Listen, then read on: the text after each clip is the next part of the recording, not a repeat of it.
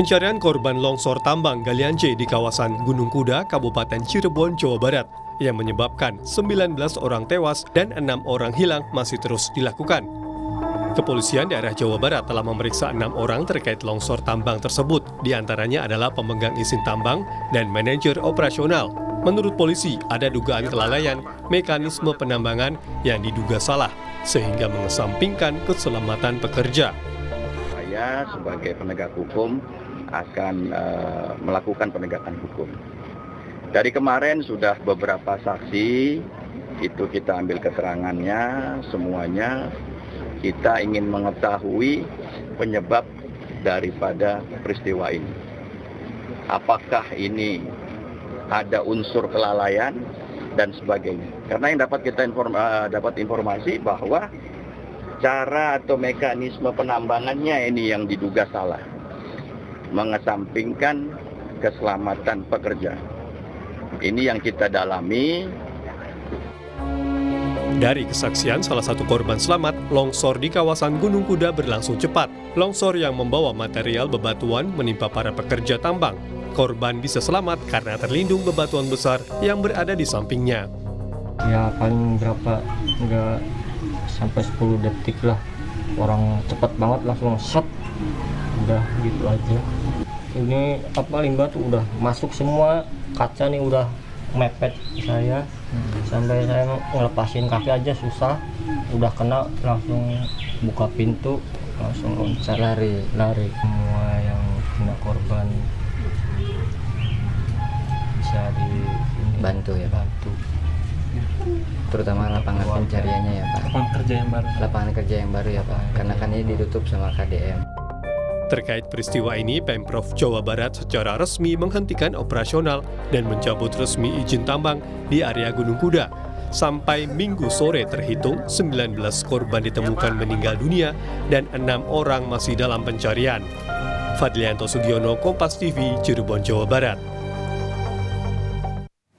Saudara, terkait penetapan tersangka pengelola galian C di kawasan Gunung Kuda, Kabupaten Cirebon, kita sudah terhubung dengan Kapolresta Cirebon, Kombes Sumarni melalui sambungan telepon.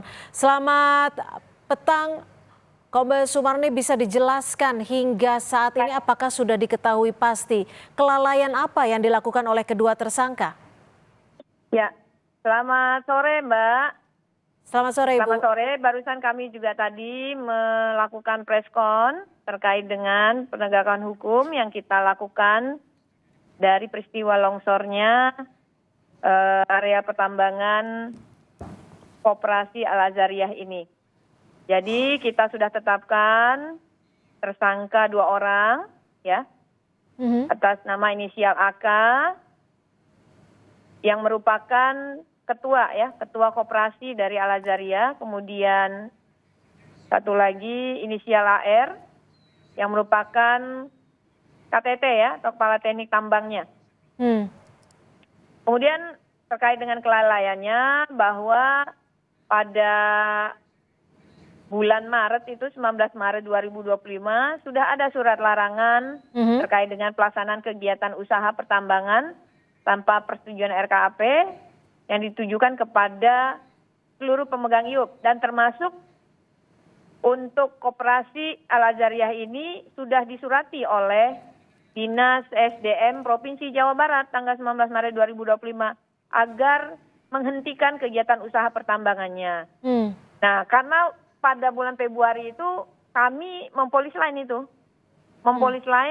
areal tersebut. Waktu itu kan ada longsor yang tidak ada korbannya ya, kita polis lain. Nah, dari polis lain itu Dinas SDM melayangkan surat peringatan untuk menghentikan kegiatan pertambangan di lokasi IUP miliknya Koperasi Al-Azhariyah ini, Mbak.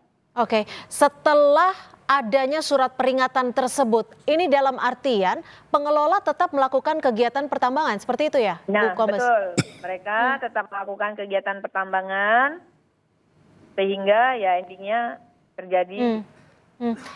Lalu hingga saat ini sudah berapa orang saksi yang diperiksa dan apakah ada kemungkinan penetapan tersangka lainnya? 8 orang, Mbak. Kami masih mendalami kemungkinan apakah ada pihak lainnya lagi yang bisa dipertanggungjawabkan, dimintai pertanggungjawaban. Lalu dari para tersangka ini ataupun dari pengelola tambang, bagaimana dengan penerapan sistem keselamatan pekerjanya, Bu Sumarni? Nah, dari keterangan ya saksi-saksi yang kita lakukan pemeriksaan, ya memang di lokasi pertambangan tidak menerapkan K3-nya, sehingga kita juga memberikan sangkaan pasal terkait dengan Undang-Undang Ketenagakerjaan dan Undang-Undang Keselamatan Kerjanya. Dari luas pertambangan ini ada berapa sebenarnya luasnya, Ibu? Dan apakah seluruh wilayah ini memang sudah mendapat peringatan untuk tidak boleh lagi dikelola atau hanya sebagian saja? Untuk Al-Ajariyah sendiri, Koperasi Al-Ajariyah, itu diberikan izin penambangan di lahan seluas 9,16 hektar, Mbak. Tapi di lokasi tersebut ada beberapa lokasi tambang milik koperasi yang lain ya. Namun juga saat kemarin peristiwa longsor sudah dicabut semuanya. Untuk surat peringatan yang tidak lagi diperbolehkan untuk melakukan kegiatan pertambangan, apakah ini lokasi yang sama dengan lokasi longsor yang kemarin terjadi, yang waktu itu terjadi? Betul, betul Mbak, betul. Lokasi yang sama. Lokasi yang sama. Tambang ini sudah mendapat izin dari otoritas tidak, selain dari lokasi yang sebelumnya diberikan surat peringatan? Sudah Mbak, sudah. Jadi perpanjangan izinnya kan itu di bulan November 2020 ya. Jadi berlakunya sampai dengan November 2025. Jadi izinnya lengkap, Mbak. Oke, hanya wilayah tertentu saja ya yang memang tidak diperbolehkan lagi ya karena tidak memenuhi syarat keselamatan. Seperti itu ya, Ibu Kapolres? Bukan Mbak, bukan. Jadi kawasan tersebut izinnya lengkap. Ya. Izinnya lengkap ya. Namun karena bulan Februari 2025 ada longsor, ya kan kami polis lain. Nah kemudian dari Dinas SDM Provinsi Jawa Barat melayangkan surat peringatan kepada pemegang IUP untuk menghentikan kegiatan usaha pertambangannya. Secara keseluruhan dengan batas artinya? waktu yang tidak ditentukan, betul. Oke. Ya, untuk Koperasi Al-Ajariyah ya Mbak ya, untuk Koperasi Al-Ajariyah. Pemegang IUP yang dipegang oleh Koperasi Al-Ajariyah ini. Oke, saat ini apakah akan dilakukan pemeriksaan terhadap pihak-pihak lainnya, Bu Sumarni?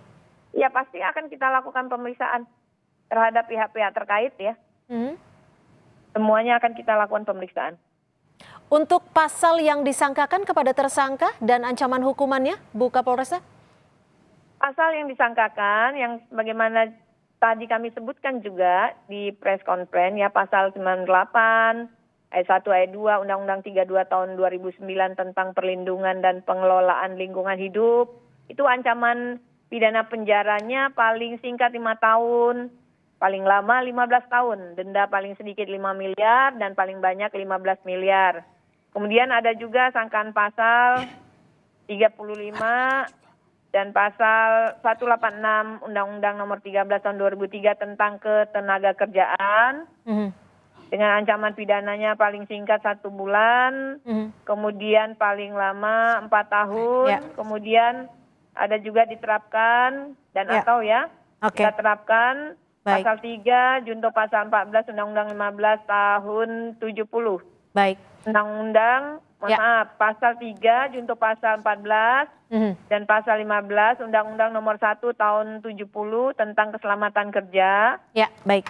Dengan ancaman kurungan selama-lamanya 3 bulan dan denda setinggi-tingginya Rp100.000. Baik. Kemudian dan atau kita terapkan juga pasal 359 KUHP.